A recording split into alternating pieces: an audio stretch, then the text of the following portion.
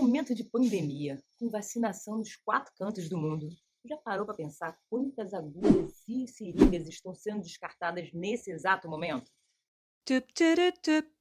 Antes de mais nada, se você curte nosso conteúdo, se inscreve aqui, acende esse sininho, que eu não sei onde é que fica, e fica por dentro de tudo que rola aqui com a gente, tá bom? Até a redação desse roteiro, só no Brasil, por conta da vacinação de Covid-19, foram descartadas 106,91 milhões de agulhas e seringas. Isso só no Brasil, não estamos falando de mundo não, sem contar com aqueles descartes comuns que acontecem sempre, nas clínicas de exame, nas clínicas de estéticas, do dentista, nas cirurgias, nas anestesias, dos veterinários, as pessoas que fazem uso contínuo de insulina. Acho que se botar todo mundo na balança deve dar para dobrar, triplicar, sei lá. Você sabe, tem alguma noção de quanto que a gente descarta de seringas e agulhas? Conta aí pra gente, que isso daí eu não sei. E é claro que após o uso desses tipos de instrumentos, eles são descartados no lixo, mas não é qualquer lixo não. Mas antes de eu te contar como é que é feito o descarte, fica aí que eu vou te contar uma historinha de como que surgiu a seringa. Cacete de agulha!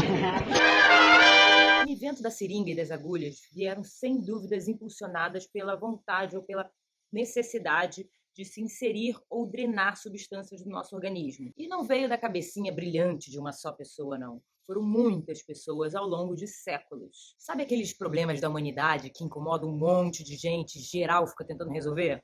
É por aí. Bem, tudo começou com o papi da medicina Hipócrates no século V a.C. Ele criou um objeto bem tosco, feito de bexiga de animais, para fazer a lavagem intestinal. Um objeto que foi desenvolvido com o tempo e até hoje é utilizado. É conhecido como enema, ou chuca para os entendidos. Muitos séculos depois, lá no século XI, um oftalmologista egípcio utilizou uma ferramenta parecida com a seringa hipodérmica para fazer uma cirurgia de remoção de catarata. Mas conforme a humanidade foi se desenvolvendo e foi se aglomerando nos grandes centros, tudo isso foi um prato cheio para a proliferação e o desenvolvimento de doenças, como foi o caso da varíola, da gripe espanhola e da Covid-19. Lá na China, no século XVI, numa tentativa de fazer alguma vacinação contra a varíola, eles pegavam as feridas dos doentes, colocavam ao sol, faziam uma espécie de pozinho e depois injetavam, depois aspiravam no nariz da pessoa para que ela criasse alguma imunidade. Ela ia ter assim, uma forma mais branda da doença.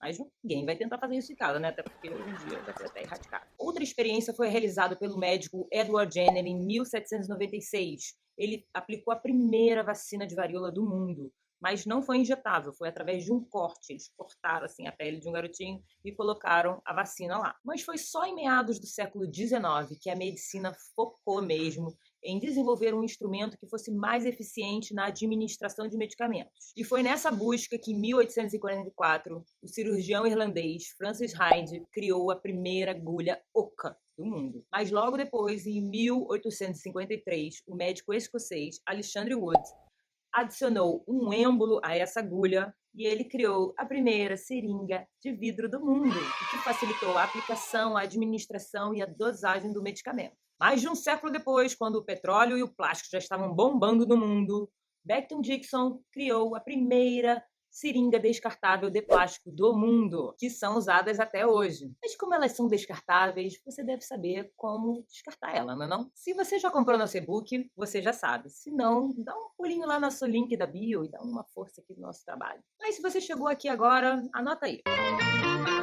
Seringas e agulhas são resíduos especiais, contaminantes, perfuro-cortantes e perigosos. E tem a forma certinha de descartar esse negócio aí. Após o uso, elas devem ser armazenadas em umas caixas específicas para esse descarte. E você encontra elas em farmácia ou drogarias e também conseguem elas gratuitamente sem postos de saúde. Pode ir lá procurar, é uma caixa amarelinha. Essas caixas devem ser preenchidas até 2/3 da sua capacidade total. Depois você vai lacrar, vai colocar dentro de um saco plástico, vai encaminhar aos postos de saúde que tem coleta permanente para esse tipo de material. De lá, elas vão para um aterro sanitário específico para descarte de resíduos contaminantes, perigosos, perfurcortantes, essas coisas todas, e elas vão ser incineradas, tá? Só para vocês entenderem que o processo é grande. Caso você faça o uso contínuo de medicamentos que necessitem de agulhas ou seringas, como o uso de insulina, não deixe de fazer o descarte consciente ou compartilhe esse vídeo com pessoas que você sabe que têm essa necessidade. E se você gostou desse conteúdo, curta, comenta, compartilha, se inscreva no canal e conta pra gente. Qual outra coisa aí que você ficou na dúvida na hora de descartar, não sabe o que fazer? Conta pra gente, que a gente pesquisa, descobre e conta pra você. Beijos e até a próxima. Tup, tudu, tup.